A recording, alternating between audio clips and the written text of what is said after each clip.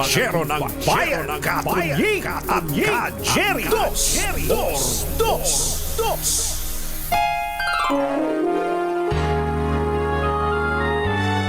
Kauna-unahan sa Pilipinas. Manila Broadcasting Company. DZRH, member, kapisanan ng mga broadcaster ng Pilipinas. Member KBP, oras! Eksakto en punto, alas 6:03. Humahataw, humahagupit, lumalatay na komentaryo sa Himpapawid. 2x2. Walang takot sa paghimay sa masalimuot na isyu ng bayan. 2x2. Humahataw na mga balita at impormasyon. 2x2. Ating damhin, ating lasapin ang hagupit na 2x2.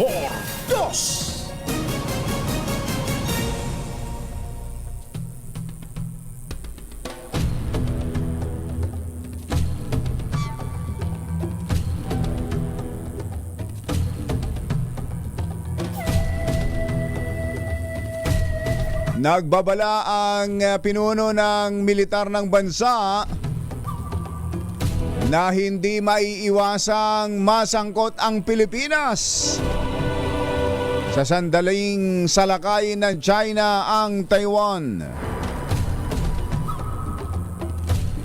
Ito ay makaraang magdaos ang Beijing ng military drill sa paligid ng Taiwan at ipadala ang Army, Navy at Air at Rocket Forces nito na layong subukan ang blockade sa self-ruled island na itinuturing nitong bahagi ng kanilang teritoryo. Inatasan na po ni AFP Chief of Staff General Romeo Bronner ang pwersa ng militar na maging handa at huwag makontento sa pag-rescue lamang sa Northern Hemisphere hanggang sa Mabulis Island. Sinabi ni Bronner kung sakaling salakayin ng China ang Taiwan ay hindi maiiwasang masangkot tayo dahil malapit lamang ang Northern Luzon sa Taipei, kaya't dapat maghanda sa pagdepensa sa teritoryo ng Pilipinas. Isyu ng bayan, katotohanan. 2x2. Pag maitim ang balak, magtago ka na. 2x2. Si Jerry at si Anthony, narito na. 2x2. Hahataw ng todo, urado ka. 2x2. Ang katotohanan, dala nila. 2x2. Walang sinasamba pali, maniwala ka. 2x2. Hataw ng gusto, tol, umasa ka. 2x2. 2x2.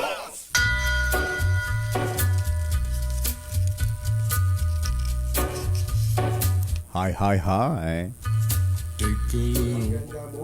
Maganda morning! Magandang umaga, bayan! Ito po si Jerry Baha. Ito po naman si Anthony Taberna. Muli pong sama sa inyo ang 2x2 sa umagang ito ng Friday! Yuhuu! Kumusta kayo mga textmates, mga text partners, mga kapamilya, kapuso, kapatid, kabarkada, mga kapitbahay? First working day of the month. Yan. Di ba? Dahil kahapon ay holiday. Tapos marami pang nagkalukuhan kahapon. Dami. Dahil April Fool's Day daw eh. Kailangan daw talagang saan ba nanggaling yun, kumbachero? Yung April 1st ay April Fool's Day.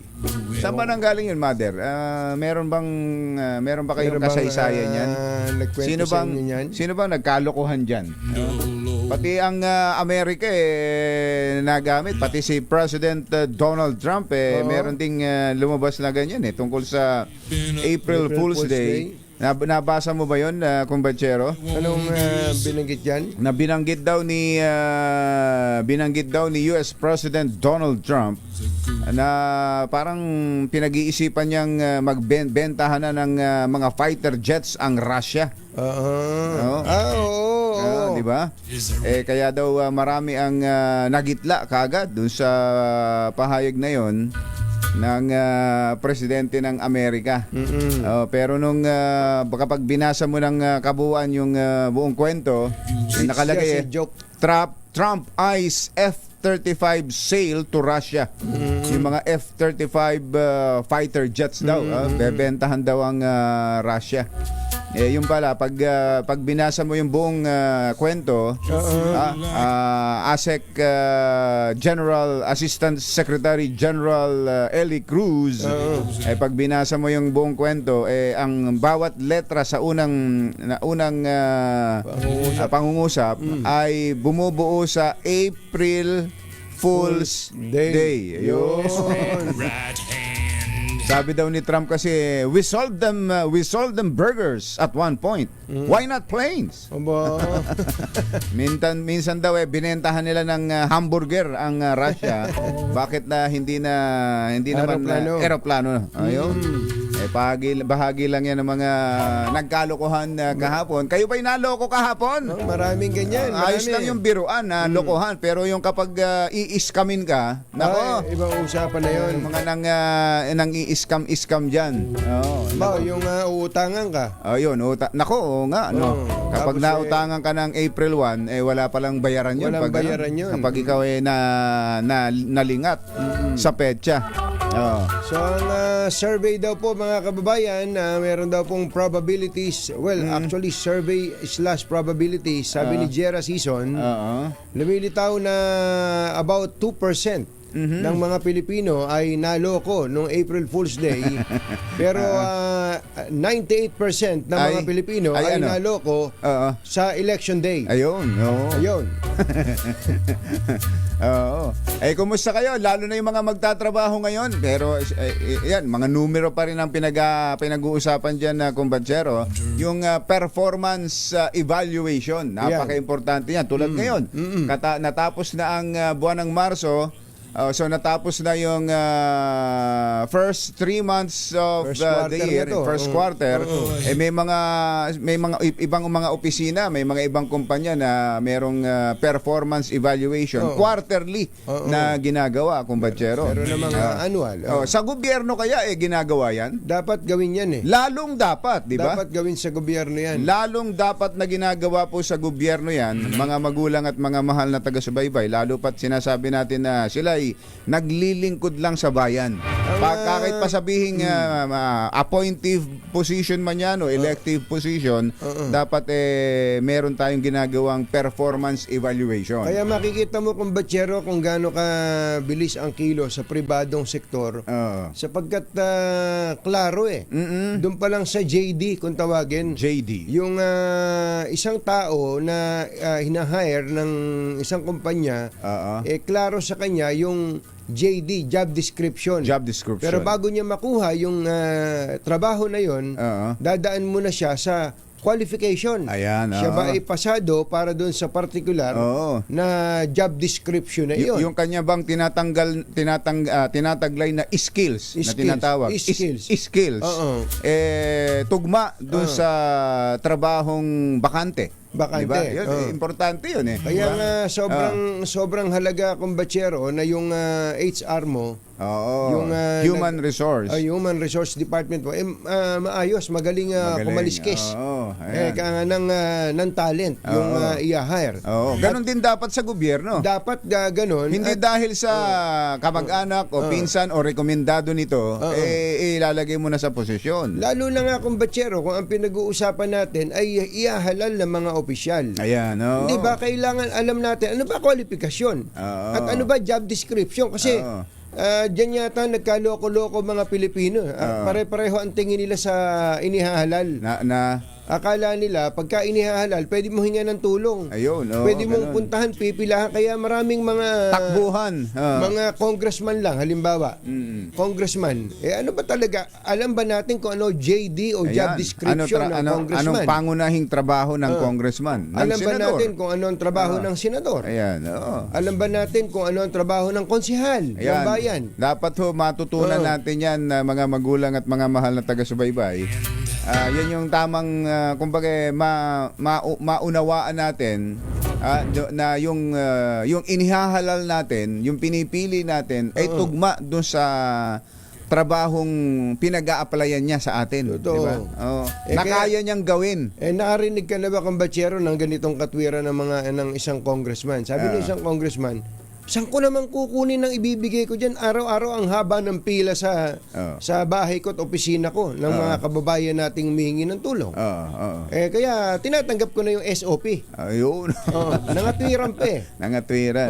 Bagamat sa isang banda, pag sinabi mo, oo nga naman, kapag hindi ka nakapagbigay sa nakapila, Oo. dahil ang trabaho mo ngayon mambabatas talaga, ay gumawa ng batas, at wala ka na ibigay, ewan ko lang kung makaulit ka pa. Totoo yun. Makaulit Hindi ka na makakaulit. Oo, sabihin, ako, pumunta kami dyan. Oo. Ni kape, wala man lang Talaga. pinapila kami ng pagkababa, wala naman pala ibibigay sa amin. At siguradong talk of the town ka. Oo.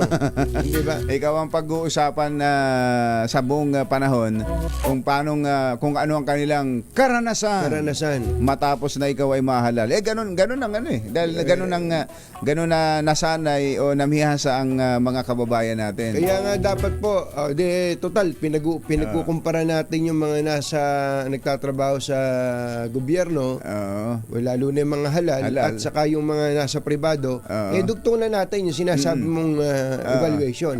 Kami lang, sa katunyings lang eh. Ayan. Baker lang. Baker, server, at yung mga supervisors nila. Alam ba kung batsero, meron pa kami tinatawag na KPI? KPI. What's KPI? KPI. Is there really such a thing? Yes. KP, hindi po sapatos yun. Yung KP, iba po yun. Yung KPI po ay yung tinatawag na Key Performance Indicators. Ayun, Key Performance Indicator. So alam ng empleyado ano ba yung KPI niya at yun ang dapat niyang ma-accomplish para sa kanyang evaluation. Yan, kung siya ba'y pumapasa doon at kung siya karapat-dapat ma-promote. Ayun, importante yun. Dapat ma-promote. Kasi nga, dapat mayroong pinagbabasihan ang promotion. Yun. Dahil based dapat sa performance. Yun. Nako, sa yung gobyerno, dapat ganyan din tayo. Sa mga iba't ibang opisina ng gobyerno na dapat ay sinusukat lagi.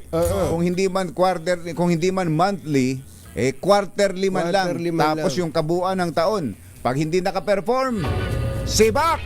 Tanggalin kagad! Jerry Bach at Anthony Taberna sa Dos sa Kaya yung nabanggit natin kahapon kumbatsero kay Secretary Vince Dizon, na napakasipag, na kalihim ng DOTR, alam niya kasi kung ano gagawin niya. Ayan. Kung ano yung pag-appoint sa kanya, alam na niya ang order ng presidente. Tapusin to, kaya mo bang tapusin to? Yes, sir. So pagka gaano ba ang accomplishment, halimbawa may 3 taon ka dyan, yung first half a year na ikaw ay nandiyan, ano ba matatapos mo? Ayun, Ito po matatapos ko, sir. Pag hindi mo natapos yan, tanggal kayo. Yes, sir. Ganun dapat. Ganun linaw. Para kwentas klaras, alam ng ina-appoint kung ano gagawin niya. Para hindi natin napagdududahan na yung mga position na yan nilagyan lang dahil for political consideration, for accommodation, o kaya bayad utang, o kaya gagawa lang ng kabuktutan. Hindi ho ganoon dapat. Kaya dapat hindi lang dahil sa alam ng appointing authority na tugma sa trabahong yon yung kanyang inilagay, kundi talagang magpe-perform. Totoo. Yung taong inilagay. Sana nga ganun, ano? Dapat sana ganun, kumbatsero. Sana ganun. Sa lahat ng opisina ng gobyerno. So, pwede mong sumbatan ngayon yung in-appoint mo, kapag hindi niya nagawa. At pag Oo. tinanggal mo siya, hindi siya magdaramdam kasi hindi niya nagawa. Hindi niya nagawa Yung talagang trabaho niya. Ipapakita mo sa kanya, eto ang papel, oh. Sana Eto ang ganyan, papel. Hindi mo namimit ang target. Jerry Baja at Anthony Taberna sa Dos por Dos sa DZRH.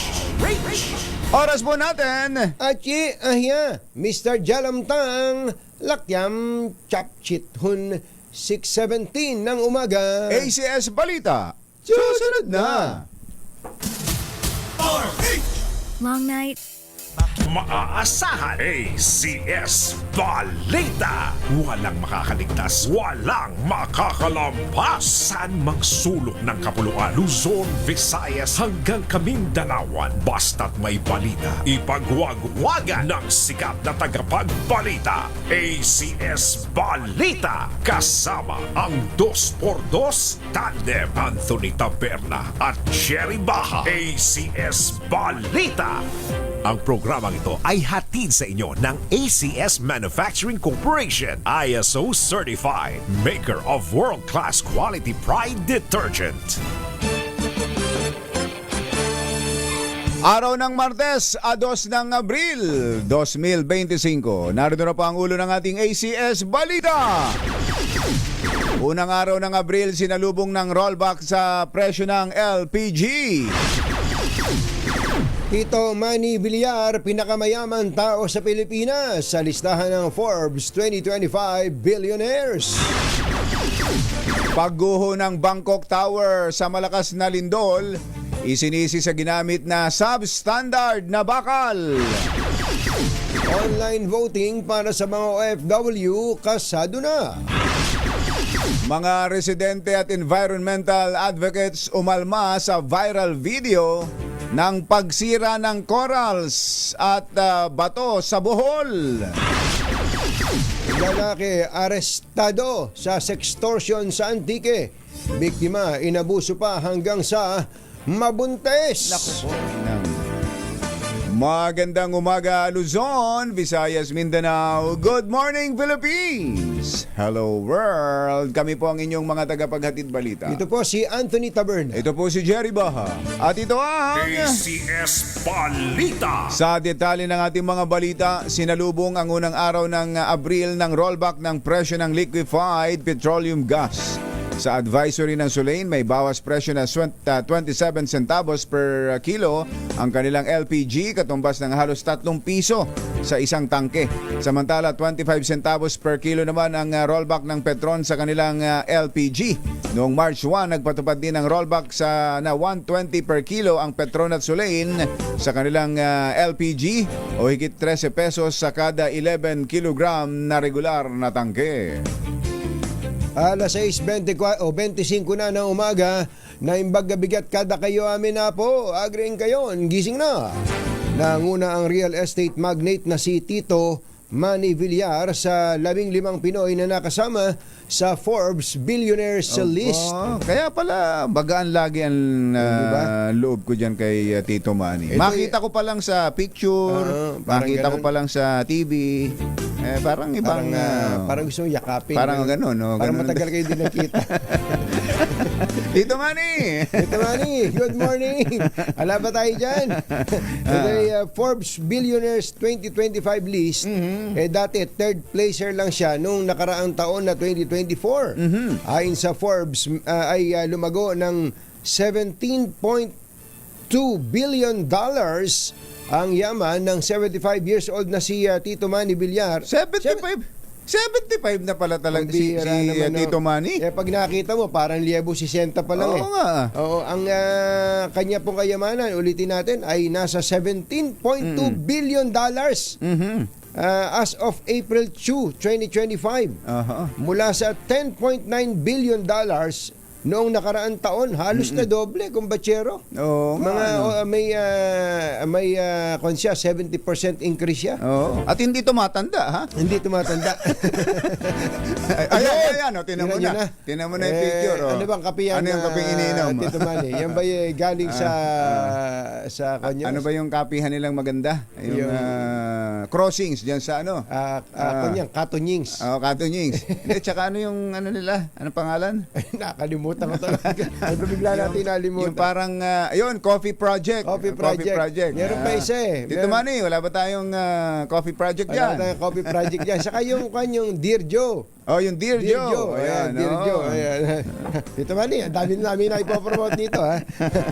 Ang dating senador ang tinuturing ngayong pinakamayaman sa Pilipinas at pang-117 sa buong mundo. Ayun. Inilaraban ng Forbes si Villar bilang chairman ng property developer Vista Land and Lifescapes at ang kanyang pinakamalaking asset, ito pinakamalaking asset, kumpatsero, Oo. ay ang kanyang stake sa Golden MV Holdings. Ayun, oo. Nagtaas ang kasi presyo dyan sa Villar City, kumbatsero eh. Mhm. Sumunod kay Villar, si Tito Enrique Razon Jr., itong mga tsuhin natin na to eh. Ganun na lang pala inilulundag ng inyong kayamanan. Yun Siya po muna, yung may-ari ng oh. Soler Aha. at CTSI. Siya po ay may 10 billion o 10.9 billion dollars na net worth. Oo. At pumapatak na pang 227th richest person in the world. Oho. Oho. Pasok din sa pinakamayamang Pinoy sa Pilipinas si Ninong Ramon na ang Aha. RSA. Lucio Tan, magkakapatid na Henry C. Jr., Herbert C., Harley C., Teresita C. Coson, gayon din si Andrew Chan ng Mega World, Lucio Co., Tony Tan Kachong ng Jollibee, Oo. Eusebio Tangco, Oo. at Jerry Baha. Hindi kasama. Hindi kasama. Oo. Sa buong mundo, si Elon Musk ang pinakamayaman tao na may Si net Elon, worth na oo. $342 billion. Kasunod sina Mark Zuckerberg ng Meta at Jeff Bezos ng Amazon. Yung Tesla daw ba ito totoong ibinebenta ni Elon Musk? Meron daw May balita, May balita na wala na- kasing bumibili yata ng Tesla eh. ng Tesla. Dahil sa katulad na limbawa sa Canada, nagkainisan yung Canada sa Amerika. Oo. Yung daw mga Tesla doon, Ayaw na. Ayaw na Oo. bilhin. Yung daw Oo. mga nakabili na ng Tesla, dinidispatch yan yung Tesla Nako, nila. Ayan. Oo. Kaya, ewan ko lang, Joel Villanueva, kung gagamitin mo pa yung Tesla man ka na ganyan. Iba yun. Iba yun. Tesla yun. Tesla. Tesla ba yun? Oh, Tesla sorry, yun. sorry na. Alas 6:29 ang ating oras. Mayong aga, mga pinalangga, bugtaw na kamo, gising na. Uy, sa mga kababayan natin dyan sa Bacolod, magdadagsaan ng maraming riders ngayon dyan. Bacolod. May mga magra-ride simula ngayon. Ano bang araw ngayon? Martes. Martes, Ngayon pa lang, para sa weekend, kumpatsero. Miyerkules na ngayon. Miyerkules na ba? Miyerkules na. merong event diyan ng mga riders diyan sa Bacolod. Parang National Convention of mga iba't ibang motorcycle club. Motorcycle naman. Oo.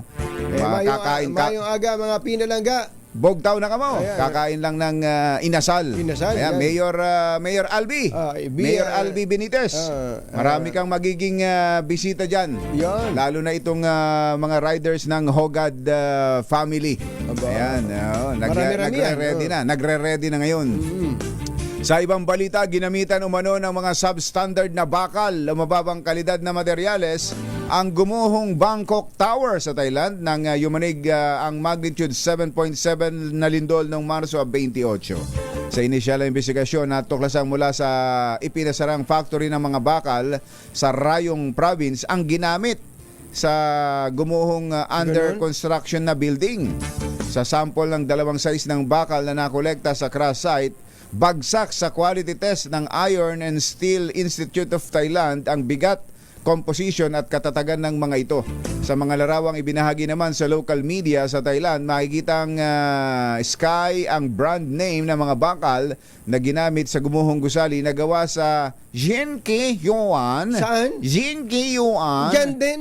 Steel Factory. Ayun. Ito ay ang pabrika na ipinasara na ng mga otoridad noong pang December 2024 dahil sa aksidenteng kinasagkutan ng pagtagas ng tangke ng gas kung saan ay nasamsamang 2,400 tons ng mga bakal. Ayun. Bangkok Tower. Sa Bangkok ho ito. Ho. Iba talaga pagka substandard. Kapag, nako. Di ba? Dito nga sa atin, pag substandard kagagawa pa lang Sira na Sira ka agad. Bumagsak na. Hindi lang natin malaman kung sinasadya. Meron kasing mga, halimbawa, kalsada. Kagagawa pa lang. Sira na kagad. naman. Hindi lang natin alam kung substandard ba yon dahil sa nagkamali ng pagbili o talagang gustong kumita nung nagpapagawa. Talaga. Mukhang yung pangalawa. Ang pangalawa. Sa dalas kasi ng pangyayaring ganyan Nako. 6:31 ng umaga. Maupay nga aga mga kasangkayan, mga kabugtuan, mata na kamo, gising na. Magpapatupad ng internet voting ang nasa 77 Philippine embassies at consulates sa buong mundo para sa nalalapit na national and local elections sa Mayo. Ayon sa Commission on Elections, sa unang pagkakataon maaari nang bumoto online ang nasa higit sa milyong Pinoy na nasa ibang bansa. Online? Online. Aba. Sa huling tala ng COMELEC kahapon, Abril 1, pumalo sa mahigit 17,000 overseas voters ang nagparehistro para sa internet voting. Sa ilalim ng bagong sistemang ito, ang mga nakapagrehistro ay maaaring bumoto sa pamamagitan lang ng kanilang cellphone o ng kanilang PC, personal computers. Hindi na kailangan pumunta sa Hindi na. sa embassy o sa konsulada. Yun ang maganda. Mananatiling bukas ang enrollment para sa overseas voting and counting system hanggang Mayo 7. Samantala, in-person at mail-in voting naman ang isasagawa sa mga bansang hindi magpapatupad ng online voting tulad ng China, Russia, Turkey, Jordan, Iran at Libya. Alas 6:33 ang ating oras, sumiklab ang galit ng mga lokal na residente kaugnay sa viral video ng isang backhoe na sumisira sa mga corals at bato. Ito, Yan yung pinakita natin nung nakaraan. Diyan sa shoreline sa beach resort sa barangay Virgen, Anda, Bohol. Lumakas din ang panawagan ng mga environmental advocates sa DNR at concerned LGUs na magsagawa ng investigasyon sa insidente. Makikita po dito sa viral video na ito ang isang heavy equipment. Ayan kitang-kita Kita. na nag-ooperate sa mababaw na bahagi ng dagat sa harap mismo ng isang resort na sinisira ang mga buhay na corals. Sus Mariano, At ang natural formation na lubhang ikinagalit ng mga residente dahil sa pagkasira sa kalikasan. Ayon kay Attorney Macdo Castañares, isang environmental activist sa Bohol. Habang hawak-hawak niya ang McChicken. Oo. At bumibili ng Chicken Joy. Chicken Joy. Sinisira nito ang image ng Bohol na kilala sa buong mundo sa ganda ng mga beach at pagkakaroon ng vibrant marine life o makulay na marine ecosystem. Gate pa nito, ang kalikasan ng Bohol ay mahalagang bahagi ng pagkakakilanlan at kinabukasan ng lalawigan, kaya dapat itong pinoprotektahan. Ayun anong tawag doon sa heavy equipment na yan? Bako. Hindi, parang yung parang jackhammer pantungkab na yan. Oo, tinutungkab jackhammer nga, parang yung jackhammer. Tinutungkab Ay, nako. Inaresto ng NBI ang isang lalaki na sangkot sa sextortion sa San Jose Antique na gumagamit ng video ng nakahubad na mga biktima at ipinapadala sa messenger bilang panakot upang makatalik ang mga ito. Ayon kay NBI Director Jimmy Santiago, inaresto ng kanyang mga tauhan sa Antique si alias Jake. Dapat yung mga ganito pinapangalanan na direktor Yung mga tampalasan na to alias Jake. Nireklamo daw po ito ng isang babaeng nabiktima ni Jake. Batay sa reklamo ng biktima, tinawagan siya ni alias Jake noong December 2024 at sinabihan na hawak niya ang video nito na nakahubad habang natutulog. Nakiusap ang babae na burahin ang video at pumayag naman ito, ngunit sa kondisyong magkikita sila. Reklamo ng biktima, nagkita sila ng suspect, ngunit inabuso siya ng ilang beses hanggang sa siya ay mabuntis. Nako, Mario. Paano nangyari naman yun? Siguro sabi, magkita tayo uli. Oo, paano yan kita? Makita ulit. Nasundan pa na nasundan. Oo. Ganun. Dahil siya may hawak-hawak siyang pang blackmail. Ang blackmail. Alas 6:36 ang ating oras, nagbabaga pa rin ang ACS Balita. ACS Balita. Check us brought to you by ACS Manufacturing Corporation, ISO certified, maker of world-class quality Pride detergent. Walang balitang makakaligtas, walang balitang makakalampas, saan mang sulok ng kapuluan. ACS Balita! ACS Balita! Ang programang ito ay hatid sa inyo ng ACS Manufacturing Corporation, ISO certified, maker ng world-class quality Pride detergent. Hi, hi, hi! Maganda morning. Anong araw today, kumbachero? Today is Laundry Day, Pride Day! Yahoo! At pag Laundry Day, Friday, all you need is baba mo ng konti. Parang Ray, yan. Pag Laundry Day, Friday, all you need is Pride washing machine detergent. May triple stain away formula, kaya tanggal ang makapit, badikit, malupit na dumit mancha, kaya easy ang labada. Kaya pala mula noon hanggang ngayon, All you need is pride. All you need is pride. ACS. Kasama ang 2x2 tandem Anthony Taberna at Jerry Baja. ACS Balita. Alas 6:42:43 ang ating oras. Kausapin nga natin ang AFP. Nagulat ako, kumbatsero, dito sa pambungad natin na ang AFP chief na mismo ang nagbababala na talagang hindi maiiwasang masangkot ang Pilipinas kapag sinalakay na ng China ang Taiwan. May nakita kayang mga senyales na? May mga pangyayari na kayang nakikita ang ating hukbong sandatahan na ito'y malapit na. Yung inevitable. Oo. At nandun na talaga yung, ano tawag doon, clear and present danger. Ayan, oh. Si Colonel Francel Padilla, ang tagapagsalita ng AFP, nasa linya po natin. Colonel Francel, magandang morning! Si Ka Jerry at si Ka Tunying po ito. Magandang umaga, Ka Jerry and Ka Tunying. Magandang umaga po sa inyong mga taga-subaybay. Opo. Colonel, meron na ho bang malilinaw na senyales na andyan na ang panganib ng pagsalakay ng China sa Taiwan? Ito naman pong usapin na ito, talaga naman pong matagal nang kumakalat all over po.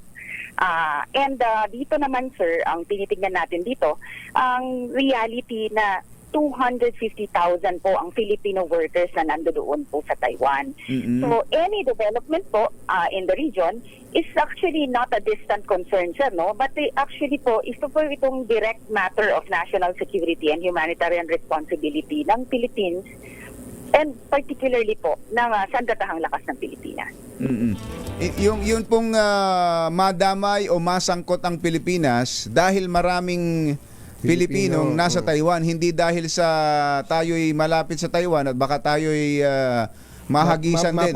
Maputukan din, Colonel. Lahat naman yan, sir, tinitingnan natin. Siyempre po, dahil national security ang concern po ng Sandatahang Lakas ng Pilipinas, we'll have to have contingency plans in place in any eventuality po. Sa lapit kasi talaga natin. Sabi nga, yung tilaok ng manok dun sa Kaohsiung, Taiwan ay Ilocano. Ilocano na, naririnig na ng mga taga-Ilocos sa lapit natin doon. Pero may nakalatag na tayo, may nakalatag na tayong contingency diyan, Colonel, at ito ba talaga hindi na tanong na kung mangyayari ba yan, kundi doon na lang sa kung kailan? Yes, sir, no? Of course, ang tinitignan natin dyan, kung ano po yung contemporary modern challenges that we're facing. Lahat to, sir, no, in all aspects. So, tinitignan yan ng Sandatahang Lakas ng Pilipinas, how we would react on certain situations. Hindi lang ito, sir, hindi lang po ito for defense side, but also for humanitarian assistance and disaster response. Kasama din po yan, sir. Oo, importante yun, ano. Kasi meron ngang balita ngayon, Colonel, na yung military drills ngayon ng China sa paligid ng Taiwan ay parang unprecedented nandun na yata lahat Ito, ba, tulad nito, yung Army, Navy, Air at Rocket Forces ay nandiyan na raw yung military drills parang iba yung puwersang ipinapakita ngayon ng China sa Taiwan. Parang ang kasunod na nito ay invasion, Colonel. At in fact, ito po ang laman ng mga balita kahit po dyan sa Amerika. Yes, sir, nakikita naman natin yan na meron nga po talaga silang activities na ginagawa dyan. And heightened din po ito, no, in recent months. At tayo man, sir, no, nakikita nyo din, tayo din naman, sir, we are enhancing a lot of our defenses in terms of our modernization efforts and our alliances with like-minded nations. So, titignan nyo, sir, ito pong ang mga balikatan exercises natin, mas malawig na rin siya. Sa ngayon, sir, no, more countries are also joining in as observers, as direct participants. So, nandyan din po yung ating mga salaknib exercises. Marami rin po tayong kinakonduct. So, both ends, nakikita naman natin to, sir, talaga pong lumalabas naman yung efforts ng different countries in terms of heightening our defenses and conducting different exercises. Pwede ba natin sabihin, Colonel, na kahit ngayon pa lang ay alam na natin ang ating gagawin in case a war erupts in that area? Ang sabi ko nga po, meron tayong Kasama contingency ang plan. 2x2 tandem. Hindi lang po. Go ahead po, Colonel. Po. Yes, sir. For any eventuality, sir, we have contingency plans in place po, sir. Okay.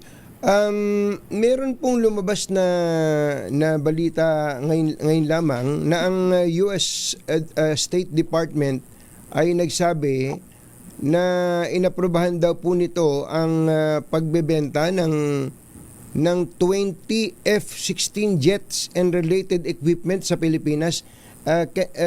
Pwede po ba makahingi ng dagdag na detalye dito?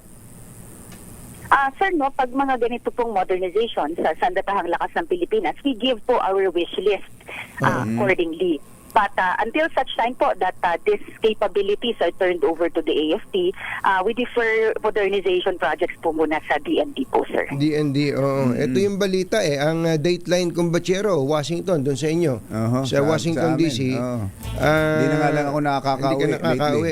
The United States has approved a sale of $5.58 billion in F-16 fighter jets and related equipment to the Philippines.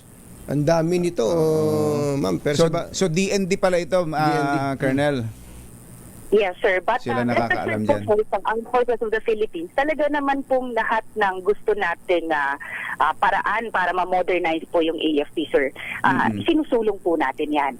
And nagpapasalamat nga kami, sir, na dito sa recent, nakita po yung need to modernize the AFP. And ito nga pong Horizon 3 projects natin, nag-evolve pa to become the Re-Horizon 3 para po makita kung ano yung talagang dapat po nating i-modernize. Kaya naging heavy po itong magiging modernization natin, no, on maritime assets, aerial assets, and cyber security po. Opo. Okay, dito po sa panganib na yan na mangyari yung pagsalakay ng China sa Taiwan. At ngayon first time ho ito na ganito ng statement ng AFP na ninyo na yan ay pinaghahandaan na. Pwede ba nating mag-a-advise, magbibigay na ba tayo ng advisory sa mga kababayan natin, Colonel, na iwasan na muna magpunta sa Taiwan, o yung posibilidad na magkaroon na tayo kagad ng ganung mga advisory? Wala naman po tayong advisory sa ngayon, sir. Wala naman po tayong gustong ipahayag na mag-cause ng panic po, no, para sa ating mga kababayan. Ito po kasi, sir, yung talagang shift natin from internal security operations, nag-shift na po talaga ang AFP to territorial defense. So makita niyo po, no, inuubos na po natin itong ating internal security operations matters. In fact, from 7 weekend guerrilla fronts, isa na lang, sir, itong hinihintay natin na talagang ma-declare na wala na po. Ma-neutralize. So with that, sir, ang purpose natin... Ano na lang po yun, Colonel? Yung natitirang yan? Territorial defense na po. Hindi. Isa na lang, sir. Isa na lang. But under process na po ito for declaration na wala na po siya. Ang, so ngayon, sir, NPA? territorial defense na po yung focus natin. Opo. Ang NPA. Oo. Okay. May in place na tayong may naka-ready na tayo kung sakasakal. Kasi yung dami ho ng mga Pilipinong nagtatrabaho diyan 250,000, madami sa Taiwan. Ano hong senaryo ang nakikita ninyo ng AFP, Colonel, na pwedeng gawin natin? Dahil siyempre hindi naman sasabihin ng China, bukas lulusob na kami diyan, ha. Hindi naman nila gagawin 'yon. Paano ho natin magagawang ma-secure ang mga kababayan natin sa Taiwan? Opo, sir, no? So tinitingnan natin dito kung ano po yung pagtutulungan ng bansa natin. So ito po, hindi po ito solely AFP effort.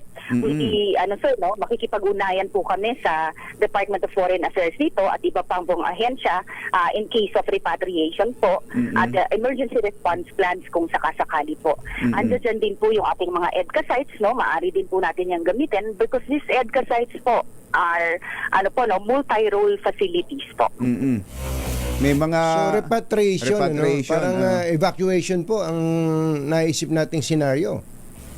Kasama po yan, sir, sa lahat po ng iba't ibang senaryo, sir. So, ang kahandaan po natin dyan is not just defense but also humanitarian response din po. Humanitarian assistance and disaster response po. Ilan po bang C-130 natin ngayon, Colonel? Sa ngayon, sir, marami pa din naman po tayong parating aside from kung ano yung meron tayo. May C-130 tayo, sir, may C-295 tayo. May iba't ibang aircraft naman po tayo for passenger din po. Yung mga pwedeng panghakot natin ng mga i-evacuate, mga malalaking eroplano. Opo. Ito nga po sa pag-assist natin, sir, sa Myanmar, sir, no? Dalawa po yung kinumit po natin dyan, sir. Kung patutulungin ho tayo sa pagdepensa sa Taiwan, meron bang ganong arrangement, Colonel? Eto, sir, hindi, depende po nga yan, sir, no, kung ano yung mga iba't ibang scenarios at kung ano-ano po yung mapagdesisyonan. Again, sir, no, meron po kasi itong component po in terms of diplomatic na mga protocols, sir. So, ito po yung mga iba't ibang mga scenarios po that's gonna come to play if need be po.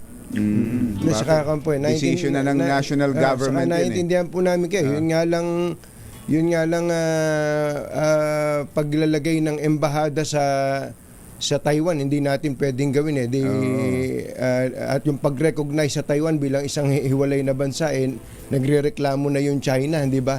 Lalo na kung ito i-discuss tutulong ba tayo diyan o hindi, naiintindihan po namin kayo doon, Colonel, pero are you telling us na hindi niro-roll out yung scenario o yung possibility that we will help Taiwan to their defense? Ayun nga po, sir, kung ano po ang maging outcome, sir, no? Ang AFP po is one of the players and we are ready po to respond accordingly with our assets, with our personnel.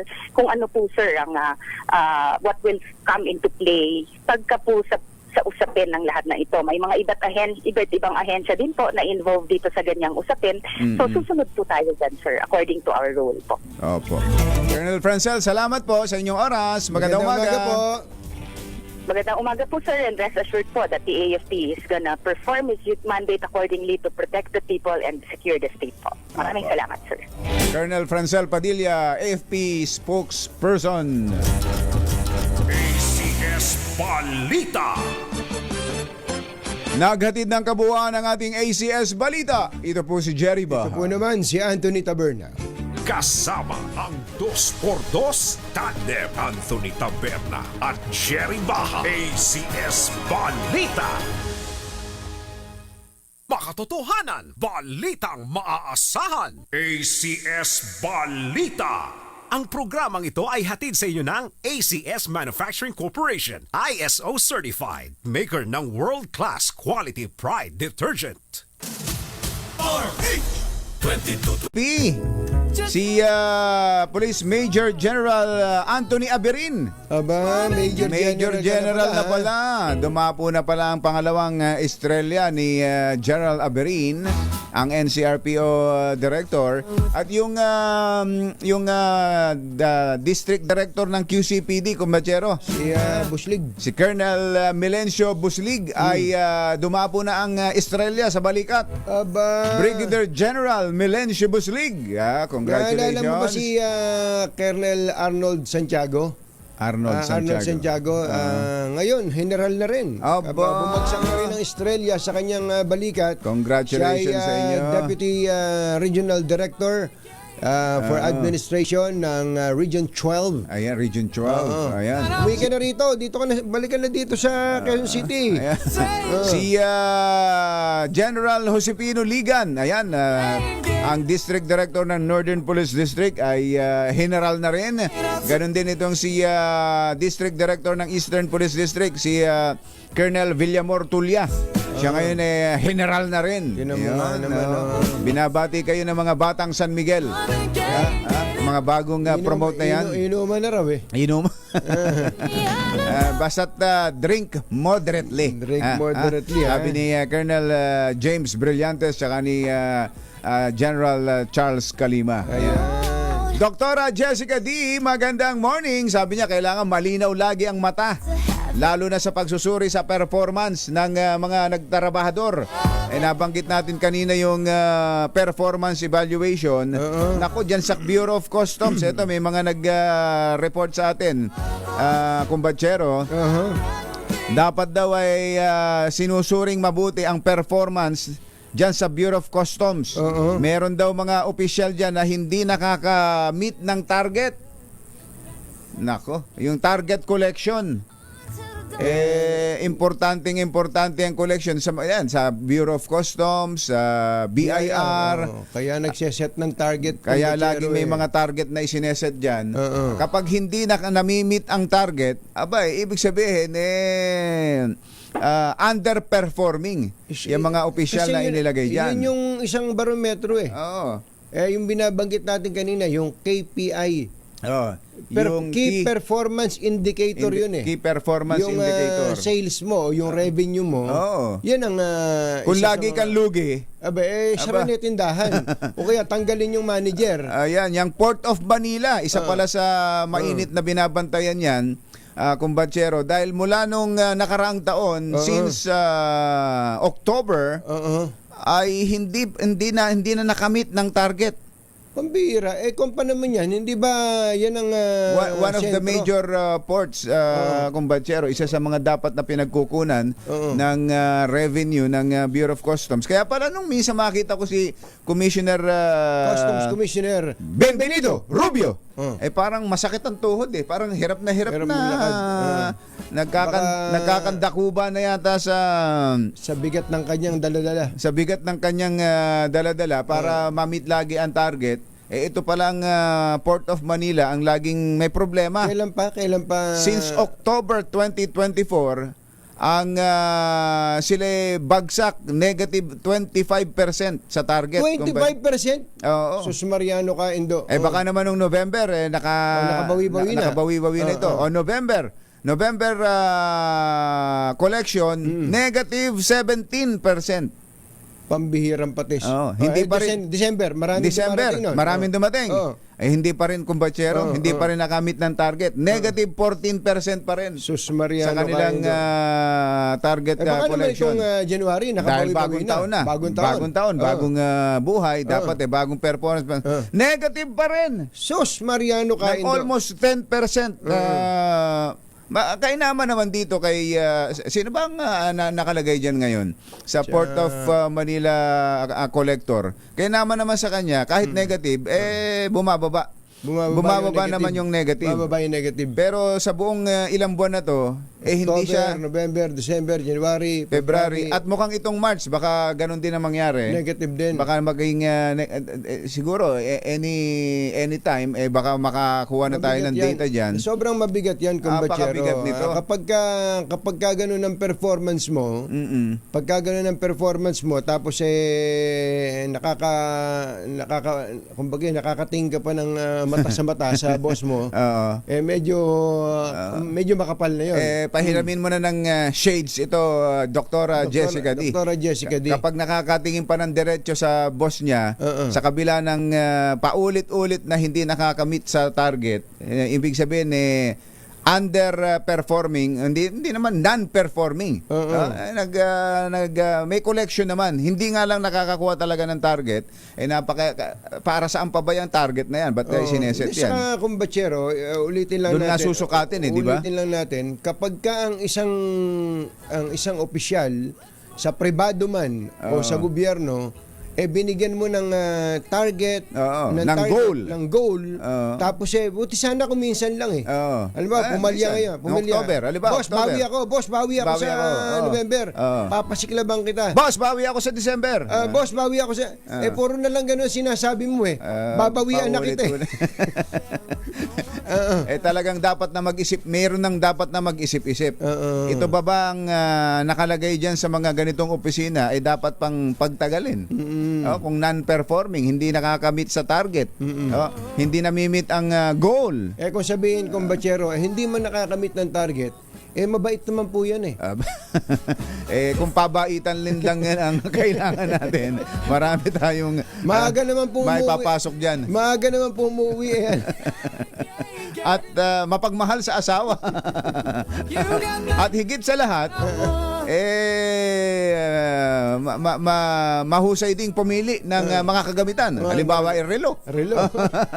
Pambira. Oy, Secretary Ralph Recto, alam po Secretary namin Ralph, kayo din umiikot ang tumbong ninyo. Sabi nga ng mga matatanda sa Nueva Ecija, sa paghahanap ng pagkakakitaan, sapagkat ang laki-laki po ng budget na tutustusan ng pamahalaan.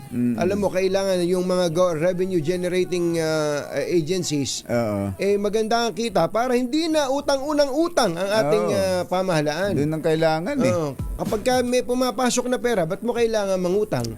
Pero kung yung pumapasok na pera kulang, kagaya nung collection itong saan nga yan, kumbachero? Sa Port of Manila. Port of Manila, ay nako. Kapag hindi tayo nakakakuha ng kapag walang koleksyon, kulang ang koleksyon, abay dapat magbawas din tayo ng gastos. Yon. Di ba? Ganun din. Parang sa bahay lang. Kapag kulang ang kita ni tatay at ni nanay, bawas din sa gastos. Babawas sa gastos. Sobra-sobra ang gastos natin at hindi namang magawa ng pamahalaan natin na magbawas ng gastusin. Kasi sa katunayan, taon-taon pataas ng pataas ang budget, national utang, budget natin. Dumalaki din yung ating inuutang. So dapat ang inilalagay sa ganitong mga major port at sa iba pang mga major collecting agencies ng pamahalaan natin, yung magaling kumolekta. Magaling. Yung performing. Yun. At ang problema, eto matindi, kumbachero.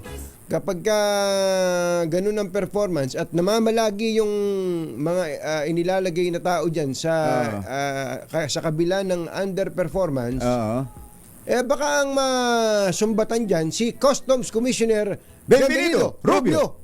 Yun ang matindi. Totoo yan. Yun ang matindi. Kumbaga parang dahil under niya, pati siya maapektuhan. Baka maapektuhan. Dahil yung kabuang collection ng Bureau of Customs. Yun. At hindi lang yun, kung sino man ang nag-appoint o sino man ang naglagay sa opisyal, parang ang magiging dating na lang nun non-performing, tapos nagtatagal dyan. Ano yan? Palakasan ba yan? Palakasan yan. Ganun ang mangyayari. O baka nagdi-deliver yan. Pagdududahan pa ng ganun. Ay, nako. RD Jerry Cupido Asuncion, magandang morning. Magandang morning din kay Kuya Arthur Fermin dyan sa Japan. Ang sabi niya, Ohayo gozaimasu. Happy birthday sa aking inaanak na si Chuck Schwank. Chuck, happy birthday. At magandang umaga po sa mga namumulot ng dahon ng cherry blossom. Cherry blossom na ba? Oo. Aba, tingnan mo nga naman.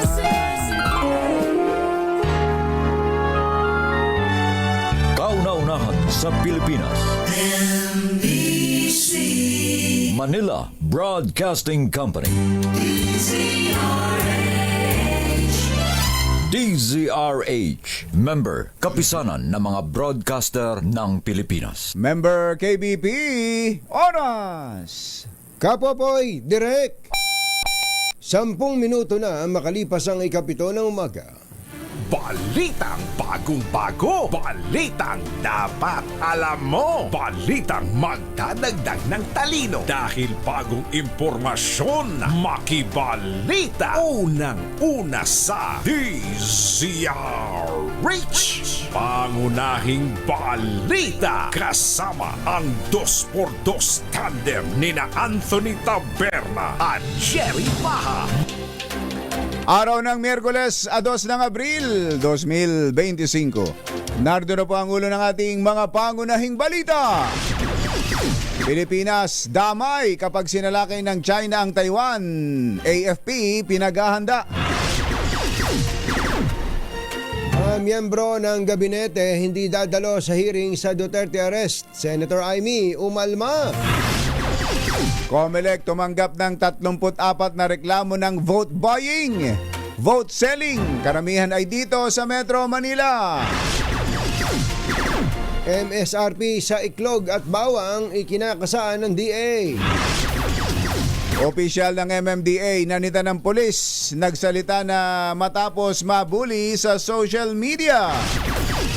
Pagtatalo ng 2 pulis sa pagsasampay ng labada na uwi sa Naku po, pamamaril. inang. Isa ang patay sa Kamsur. Magandang umaga Luzon, Visayas, Mindanao. Good morning Philippines. Hello world. Kami po ang inyong mga tagapaghatid balita. Ito po si Anthony Taberna. Ito po si Jerry Baha. At ito ang Pangunahing balita. Kay Engineer Tony Nanggel, 7:12 ng umaga.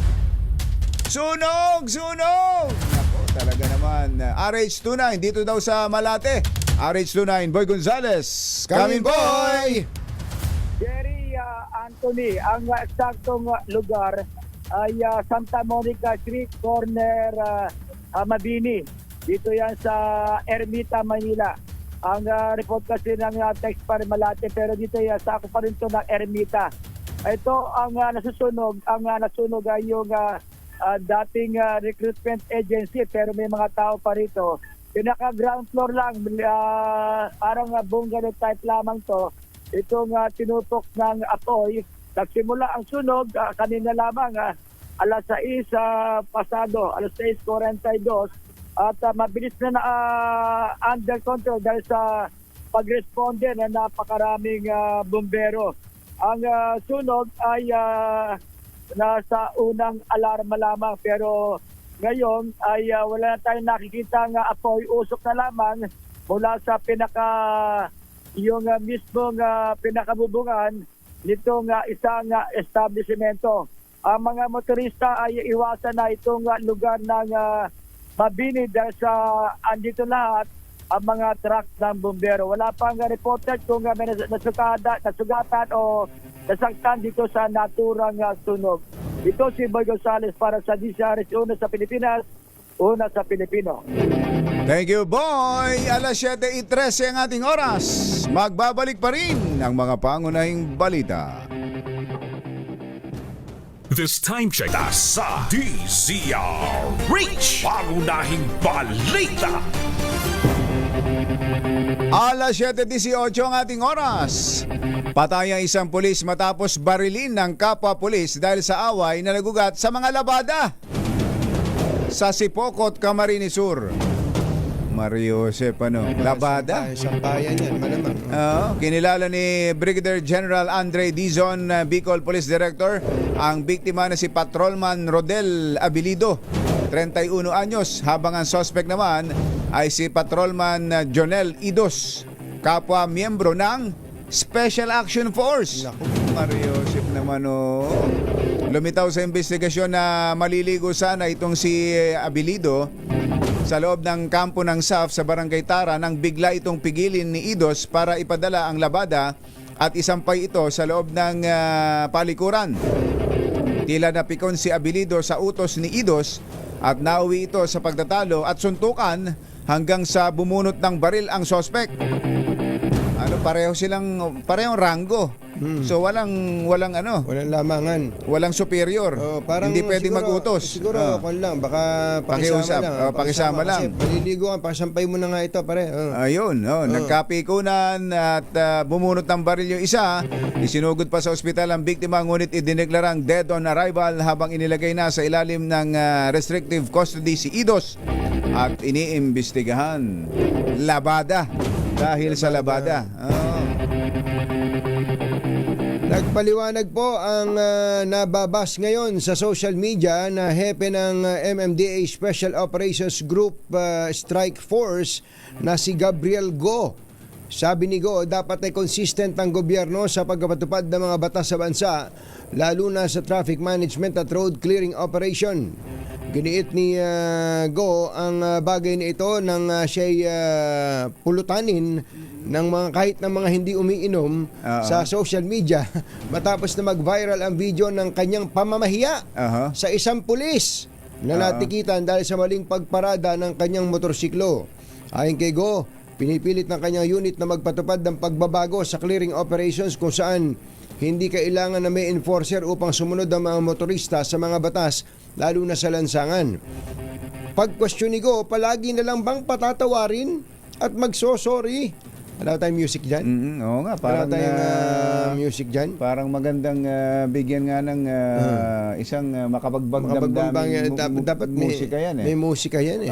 Parang ganire, oh. Ay, hindi yan. Asa na ba yun? Ito.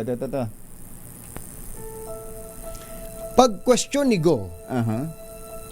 palagi na lang bang patatawarin at magsosorry ang isang motorista kapag siya'y nasita sa lansangan? Gayong alam naman ng mga ito ang batas trapiko at kung ano yung mali at bawal sa daan. Hay. Sabi ni Go, kung ang isang motorista ay sumusunod lang sa batas kung may enforcer at lumalabag naman kapag walang nakabantay, maituturing na ring binabastos ng isang motorista ang batas. Dagdag ni Go, walang dapat na nakakataas pa sa batas. At ito ay No one is batas. above the law. Dapat nag-a-apply sa lahat at walang exemption.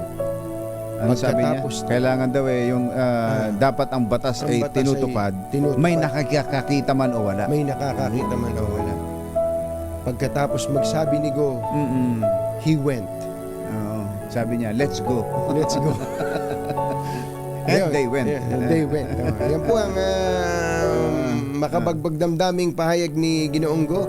Sapagkat nagsalita ang Napolcom kasi dyan, kumbachero eh. Ang sabi ng Napolcom sa pamamagitan ni Attorney Ralph Calinisan, pwede namang tikitan yung pulis. Oo. Pwede naman tikitan, pero yung ipapahiya mo pa ang pulis. Alang-alang sa views. Oo. Alang-alang sa likes and views. Ganon? Kasi Dahil naka-video. Dahil naka-live. Naka-live video. Ibang usapan na yun. Iba na yon, ibang usapan na yon. Tsaka pwede naman talagang manghuli. Wag nang ibalandra pa sa social media. Kung talagang Ngayon nga may nakapatay na, ayaw pang pangalanan eh. at taasan ang multa para nagtatanda talaga. Samantala, mahigit sa 30 reklamo na ang natanggap ng COMELEC kaugnay sa vote buying. Ayon kay COMELEC Commissioner Ernesto Ferdinand Maceda, pinakamaraming report o reklamo ng pagbili ng boto o vote buying mula sa Metro Manila. Sumusunod ang Region 4A at mga probinsya ng Abra, Camarines Sur at Palawan. After NCR, nandyan ang Region 4A, which is really Mega Manila, kung tuturing yan. But from the province, let's just do top 5, Palawan, Abra, Camarines Sur. Maaring ngayon ho, sa 2025 current reports, dito pa rin sa NCR ang pinakamarami. Una nang sinabi ni COMELEC Chairman George Garcia na inaasahan na nilang patuloy na pagdami ng mga reklamo ng vote buying, lalo na't nagsimula ng kampanya ng mga lokal na kandidato para sa halalan sa Mayo. Pinaghahanda na ni AFP Chief of Staff General Romeo Browner Jr. ang mga sundalo sakaling magkaroon ng pagsalakay ang China sa Taiwan. Sinabi ni Browner na hindi maiwasang madamay ang Pilipinas kung magkakagyera dahil nasa 250,000 ang mga Pilipino na nasa Taiwan. Dahil dito ay giniit ni Browner na dapat paghandaan ng Northern Luzon Command ang posibleng evacuation ng mga Pinoy. Start planning for actions in case there is an invasion of Taiwan. Okay? So extend na natin yung sphere of operations natin. Because if something happens to Taiwan, inevitably we will be involved. There are 250,000 OFWs working in Taiwan and we will have to rescue them. Yung sphere of operations, yung sphere of kailangan operation. extend. So ang sinasabi lang nitong si General Browner dito talagang basically is more on the evacuation, ano? Yung paglilika sa ating mga kababayang naroroon sa Taiwan. Yun. Ang dami nun. Dami nun. Samantala, bahagi ng contingency plan ng Sandatahang Lakas ang utos ni AFP Chief General Romeo Browner sa Northern Luzon Command na maghanda. Sa panayam ng DZRH, sinabi ni Colonel Francel Padilla, tagapagsalita ng AFP, nilinaw na ito na hindi ibig sabihin na pinaghahanda ang mga sundalo sa posibleng invasion ay makikipaggera na rin ang ating mga sundalo. Paliwanag ni Padilla, pinaghahandaan lang ng AFP ang worst case scenario kung saan kailangan nilang ilikas ang may 250,000 Pilipinos na nasa Taiwan. Tinitignan natin dito ang reality na 250,000 po ang Filipino workers na nandoon po sa Taiwan. So any development po in the region is actually not a distant concern, sir, no? But actually po, ito po itong direct matter of national security and humanitarian responsibility ng Philippines and particularly po ng Sandatahang Lakas ng Pilipinas. Si Colonel Francel Padilla ng AFP. Nalilito raw po si Senator Amy Marcos sa magkasalungat na direktiba ng Malacanang patungkol sa partisipasyon ng mga cabinet officials sa ikalawang pagdinig ng kanyang komite kaugnay ng pagka-aresto sa dating Pangulong Rodrigo Duterte. Nagpadala kasi ng sulat si Executive Secretary Lucas Bersamin kay Senate President Chis Escudero na nagsasabing walang cabinet members ang dadalo sa pagdinig na gagawin bukas, Abril 3. Ito ay sapagkat masyado na raw maraming nasabi ang mga naimbitahan nung una at ginamit na dahilan ng punong tagapagpatupad, Executive Secretary. Ito pong punong kalihim tagapagpatupad ang tinatawag na executive privilege. Executive privilege. May sulat pala May sulat pala si E.S. Bersamin sa Senate Committee on Foreign Relations mismo. At kabilang daw po sa mga binigay na dahilan ay ang pag-iit ng executive privilege at sub judice rule. Ayan. Dahil may mga petition na sa Supreme Court. Meron na sa Supreme Court. Pero sabi ni Amy, siya'y nalilito. Dahil una na raw sinabi ng Pangulo na hindi niya pipigilan ang mga taga-executive na lumahok sa Committee on Foreign Relations Investigation. Baka tapos na. Tapos na. Nakadalo na kasi. Ayon kay Amy, hindi dapat magkaroon ng magkasalungat na pahayag ang palasyo hinggil sa naturang issue. At dapat ding iwasan ang confusion pagdating sa usaping transparency at accountability. Yun. May paalala ang health expert sa publiko patungkol sa panganib na dala ng sobrang pagkonsumo ng sodium at asukal. Ayon sa cardiologist na si Dr. Liberty Yanesa, mahalagang limitahan lamang sa half teaspoon ang daily salt intake. Bukod dito, sinabi ni Dr. Yanesa na kailangang i-minimize ang carbohydrates at sugar sa katawan. Sinabi naman ni Philippine Heart Association Dr. June Aventura na ang excessive salt consumption ay maaaring magresulta sa hypertension at heart failure. Mapanganib din naman ang excessive sugar intake, partikular sa mga individual na mayroong uncontrolled diabetes. In good spirits daw po ang dating Pangulong Rodrigo Duterte. Ganito inilarawan ng lead counsel ni Duterte na si Nicholas Kaufman ang kanyang kliyente habang nakapiit sa detention facility ng International Criminal Court sa The Hague, Netherlands. Gayunman, bilang 80 years old na anya ang dating presidente at may iniindang mga karamdaman, hindi madali ang makapag-adjust sa detention center at ilan dito ay ang hamong kinakaharap ni Duterte. Dagdag pa ni Kaufman, batid ng dating Pangulo ang ginawa ng kanyang mga supporter noong kanyang 80th birthday at ipinagpapasalamat niya ito. Samantala, naririndi na ang American author na si Nicholas Kaufman dahil siya ang kinukuyog ng mga Duterte supporters sa kanyang social media account. Sabi nitong yung author na si Nicholas Kaufman with the single N, pareho kasing spelling pero pareho ng tunog. Pero ang sabi niya, double N yung si Kaufman na abogado. Siya ay Kaufman, Kaufman. Sabi niya, hindi ako ang abogado ni Duterte. Sino na yung Nicholas Kaufman na yan na isa? Author to, kumbachero. Author naman. Author ng libro dyan sa atin sa Amerika. Ito po yung American author na ang kanyang specialization ay horror fiction, urban fantasy at adventure fiction. Siya daw po ang at sabi niya, si Nicholas Kaufman, lawyer and international criminal law expert. Oo. Samantalang siya ay fiction writer. Fiction writer.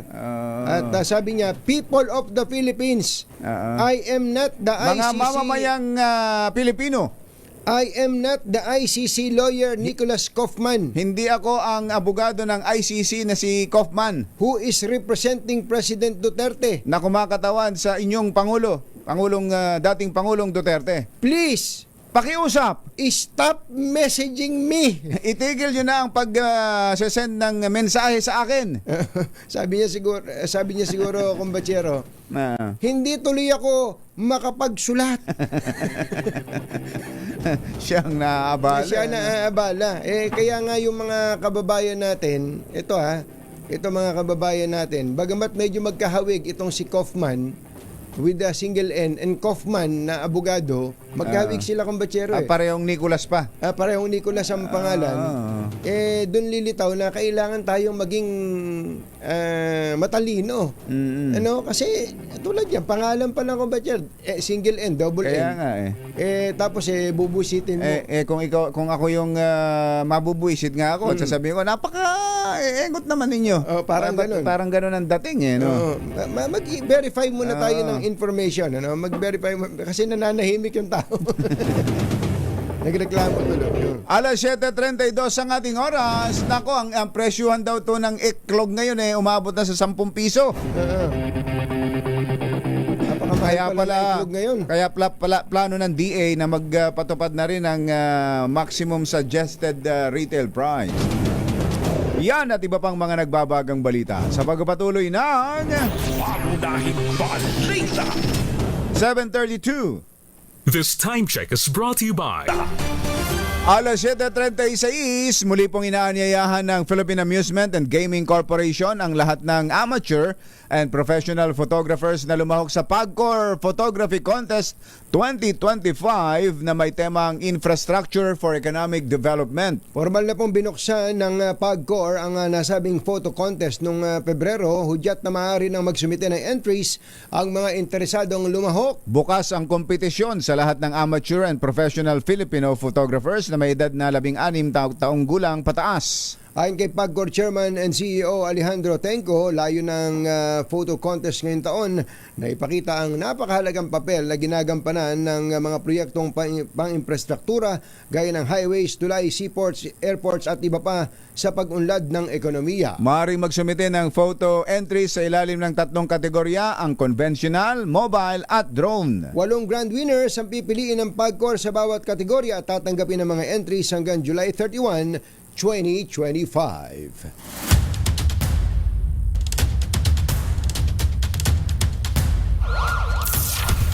Metro Manila ngayon. 7:38 ang ating oras. Ang presyohan daw po ng iklog sa Kamuning Market ay 10 piso na. RH5 Val Gonzales, Kamin Val! Jerry at Anthony, 8 pesos ang pinakamura at 10 piso naman yung pinakamataas. Ito yung bentahan ng kada piraso ng itlog dito sa Kamuning Market, dito sa Barangay Kamuning, Quezon City ngayong umaga. Ayon dito kay Manang Marites, ang may-ari nitong tindahan, isa sa mga tindahan na nagbebenta ng itlog dito sa Kamuning Public Market. Ito na yung presyuhan ng kada piraso ng itlog nitong nakalipas pang linggo. At ito Jerry Tanto ng dahilan kung bakit pinaplano na ngayon ng Department of Agriculture na magpatupad ng maximum SRP sa itlog. Sabi nitong si Agriculture Secretary Francisco Chu Laurel Jr. ay minomonitor nila ang bentahan ng itlog dahil mayroon pang mga report silang mga natatanggap na umabot pa ng 12 pesos ang kada piraso ng itlog doon sa ibang mga palengke. Ayon kay Secretary Laurel, pupulungin nila ang mga stakeholder para dito, kabilang na yung mga importer din ng bawang dahil kung nung nakalipas na linggo ay umabot na ng 150 pesos ang kada kilo ng bawang, ngayong araw na ito ay umabot na sa 180 pesos ang kada kilo ng bawang. So yan ang pinakahuling mga presyo ng bilihin dito sa Kamuning Public Market dito sa Quezon City. Ako si Val Gonzales, DJ Ray sa Pilipinas, una sa Pilipinas. Thank you, Val. Samantala, ngayong araw na ito po ang umpisa ng dagdag pamasahe sa LRT. Alamin natin kung ano ang masasabi ng mga sumasakay sa LRT mula kay RH23 Edwin Duque. Kamin Edwin! Jerry, Gato Jing, alam mo, mahaba pa rin yung pila ngayon, pero basta pipiliin pa rin ang mga pasahero ng LRT na sumakay dito sa LRT1. Yes, ang bus at jeep dahil kahit nagtaas na ng 5 piso ang pasahe sa araw na ito. Ay dito kay Tatay Edmond Ligaspi, 67 years old, na siya mismo ay gusto pa rin mag-LRT dahil mas mabilis kaysa jeep na panay hinto at abala sa trapiko. Ganon din ang ilang mga pasaherong na interview natin kanina na walang choice kundi mag-LRT pa rin kaysa maabala sa traffic pagpasok ng kanilang mga trabaho. Matanda sa inaprobahang maximum fare ng Department of Transportation, itinaas hanggang 55 ang single journey ticket at 20 pesos naman sa minimum fare. Para naman sa mga may stored value cards o dip cards, magiging 16 na ang minimum fare para sa single journey ticket at 52 naman ang maximum fare. So Edwin, Edwin, pagka mas mainam pala, meron kang beep card, no? Medyo mas mainam, mas makakatipid ka, no? Makakatipid. At hindi ka na rin mababala ka, Jerry Capujig, doon sa pila. Sa pila, no? Kasi kung single journey, 20 pesos yung minimum, pero kung ikaw ay may beep card, 16 lang. 16 lang. Katipid pala ng So saan ba nakakakuha ng jeep card na yan? Hindi jeep. Hindi jeep. LRT nga ito. LRT ano ba? Naguluhan ako LRT yan eh. Saan ba nakakakuha ng jeep card na yan, Edwin? Beep card. Beep card. Beep card. Saan ba nakakuha niyan? yan ay nabibili naman sa mismong ticketing pot ng LRT. Hindi ba dapat available na yan sa mga convenience stores? Sabi nila dati, pwede mo nang mabili sa convenience stores, meron ng load. Oo. Alam ko meron din mabibili sa mga convenience store, pero yung hindi nakakalam at nakapila, mas maaga, mas mainam na bumili rin sila doon sa mismong ticketing Ayaw pot talaga. para sa sunod na sakay. Ayaw talaga ni Edwin na pumunta sa convenience store. May masamang karanasan. Palagay ko, pinakamaganda niyan. Sino ang kasama mong piloto, Edwin? Mamuhunan kayo kamo, tapos magbenta kayo dyan sa mga nakapila na yan. Pero mo, yung 20 pesos na single journey, 16 lang. Tipid na ng 4 pesos. So yung halos 5 pisong in-increase, nakatipid ka na piso na lang yung in-increase, in-increase mo. Siguro medyo mura konti, pero volume yung volume. Tama. Maramihan na, sure ball na. Sure ball. Na kumita. Saka hindi ba yung beep card ng LRT magagamit mo na rin sa MRT? Tinan mo na, sabi siguro ni Edwin, ba't pinahirapan niyo? At saka sa jeep, di ba? Magagamit na rin sa jeep yan. Hindi, sa ako lang. Balik na naman sa jeep. Pero isa lang ang klaro dyan, talagang tinatangkilik ng mga kababayan natin ng LRT. Totoo naman, kumbachero. Yun ang pinaka... Si Zoe lang nag-aaral si Zoe sa Lasal TAF. Nag-LRT siya, mula Muñoz. Eto, hanggang doon sa dulo. Hanggang doon sa LRT. Mula Roosevelt. Hanggang Roosevelt. Hanggang sa TAF. Laki ng menos, kumbachero. Sabi ni Philip, 5:30 pa lang ubos na yung beep card. Kaya isa pala yan sa dapat na ayusin, i-improve, Sabi nga natin, 5:30 pa lang ubos na yung beep card. Wala na raw mabili. O kaya nga pwedeng magbenta doon sa mga convenience stores. Sabi nito si Yuel, mukhang sumasideline din to. PM is the king. Marami raw siya. Ayos. Kumbaga, nagdagdag mo ng presyo ng pamasahe ng konti, ay yan pa rin ang gusto ng ating mga kababayan. Mas pipiliin pa rin ng ating mga kababayan. Katunayan, ang pila, lalo na kanina last hour, umabot hanggang Monumento Circle. Samantala napakaraming bus at jeep, pero mas pinipili pa rin natin mga kababayan pag magsiksikan. Pero yung oras at makarating ng tamang oras, lalo na yung mga pumapasok sa opisina at kanilang mga trabaho. Yan, Jerry Catunying, ating update mula pa rin dito sa LRT Station sa Monumento Circle sa Karungan, Arisburg 3. Every 2 kinagulat sa Visa Rate, una sa Pilipinas, una sa Pilipinas. Sabi nito si Napoleon Polo, kumbachero, LRT, MRT, LRT2, saka sa carousel, nagagamit daw yung beep card. Yun. Tinan mo na. Mainam pala nung jeep card na to Yan, dapat bumili tayo ng jeep card na yan. Mainam pala. Sabi ni Boss Jomay, meron daw niyan sa Shopee tsaka Lazada. Select partners, P2P terminals. Beep up digital QR ticket. Ayun. Pwede pala. Kaya lang, yun nga, sabi ni Philip dun daw sa istasyon, 5:30 pa lang, ubos na. Kaya kailangan talaga paramihin yan. Malaking bagay yan, makakatipid pa Saka may kanya kumbachero, may charge din siyempre siguro yung may bayad yung card mismo. Yung card. Pero minimal lang. May karga na yun May load na siya. May load na Diyan kaya sa LRT, sa ibang istasyon naman na pinuntahan ni Giselle, masaya kaya ang mga pasahero na dahil sa fare increase? May natuwa, Yes! Para maiba naman, sabi siguro.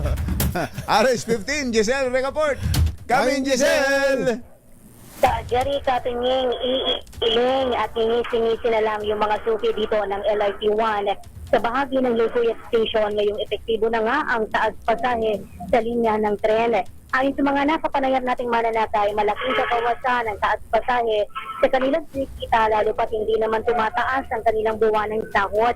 Magsisiagaw pa nila ang LRT1 sa kasarampot na lang nilang naiuwi sa pamilya, gayon din sa mahal na presyo ng mga pangunahing bilihin, kagaya ng bigas, ultimo nga yung itlog at ilang gulay.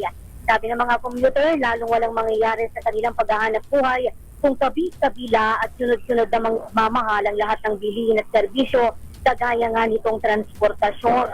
So, silang ibang opsyon kundi sumakay ng tren para mabilis mapabilis yung mahaba nilang biyahe papunta sa kanilang mga pinapasukan. Kaya yung tangi na lamang nilang hiling sa pamunuan, bumawi rin sana sa detalidad at mahusay na serbisyo, kawasan ng bilang ng mga tumitirik na tren at isa ng mahabang pila sa mga istasyon.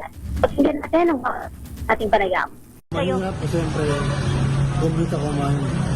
Mawas yung budget, tapos batas terdo, mahirap talaga. Ay, mangyayari sa akin. Oo. Ano nga, doon sa Pilipinas. Oo. Kawawa yung mga tao, lalo yung mga pamilyado. Yung budget namin medyo maliit lang sa sahod din namin, hindi ganun kalaki. Bali malaking epekto to dahil malaking gastos po nga sa panahon mo. Epektibo nga ngayong araw, tumaas na sa 55 pesos ang single journey ticket mula sa 45 pesos, habang ang minimum fare naman na mula sa 15 pesos ay 20 pesos na ngayon. Ito, isang report para sa DZRH na sa Pilipinas. Thank you, Giselle. Pangunahing balita. Alas 7:48. Sabi niya parang limited supply per day daw kada station ang beep card. 20 daw, 20 pieces per station lang tinitindang beep card per station. Ito sabi ni Philip. Dapat unli yan, kumbachero, para ma-encourage yung ating mga kababayan. Secretary Vince Dizon, baka pwedeng ito rin maatupag ninyo. Mga dapat na ayusin, baguhin sa sistema. Basic yan, kumbachero. Sabi nga ni Den Macaranas, si Den Macaranas, batiin nyo na lang yung aking nanay na 89th birthday niya ngayon. Nakikinig pala si Nanay Maring Macaranas. Nanay Maring. Happy birthday dyan po sa Bulacan. Hinay-hinay po sa chicharon, ha? Hinay-hinay sa chicharon talaga. Nako.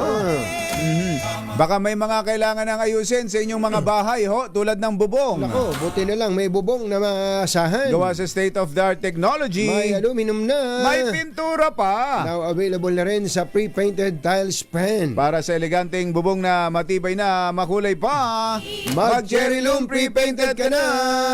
Ay, congratulations sa bagong talagang Executive Director ng Fertilizer and Pesticides Authority, si Sir Glenn Estrada. Sir Glenn Estrada. Wala ba tayong libreng pataba dyan? Ayun.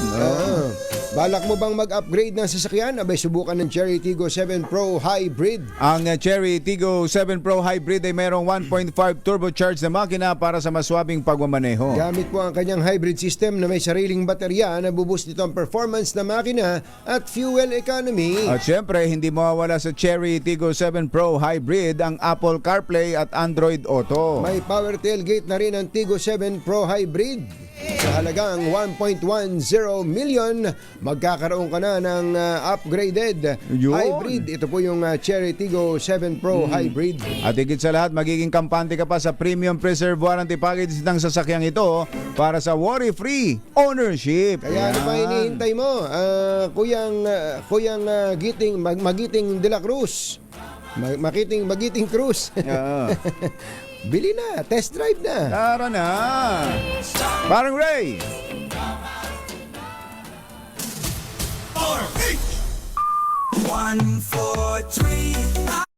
Jerome Tang, magandang morning. Naku, ang dami nagre-react doon sa pati si Professor Gabby Lopez doon sa lesson daw natin sa human resource. Ayan, no?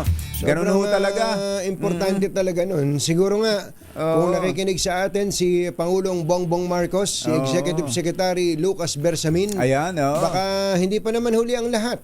Nasa kalagitnaan pa lang naman ng termino ng Pangulong Bongbong Marcos. Baka pwede lahat ng mga appointed, especially yung mga cabinet rank, USIC rank, pababa. Magkapatupad kayo ng performance evaluation. Biruin mo itong sa Port of Manila, itong collector, 6 na buwan na. 6 na buwang negative. Hindi umaabot sa target. Ilan bang, gaano pa katagal lang ibibigay natin dyan? Hindi pwede. Hindi pwedeng ganun. Hindi pwedeng ganun. Saka lalo pa nga ngayon, kaya nga sila inilagay doon sa posisyon na yon. Sapagkat siguro pumasa sila sa qualification. At may inaasahan sa kanila. Kung si Caselo Lagmay lang yan, sigurado may kalalagyan yung mga yan. Yun ang diba? importante. Caselo. Manita na tayo. Kong Nicky Briones. Kong Nicky Briones. Tama yung sinasabi nyo, batuhin natin na itlog. Ang mga hindi nakatutupad ng kanilang mga tungkulin.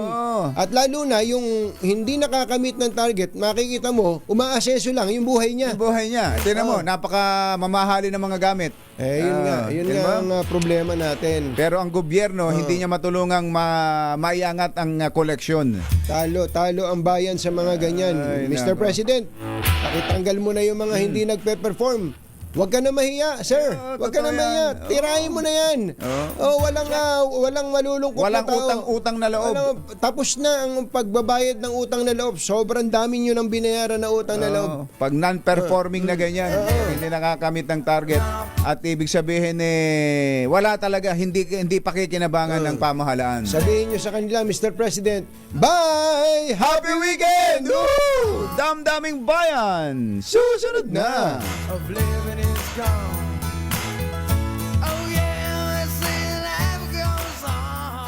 This time check.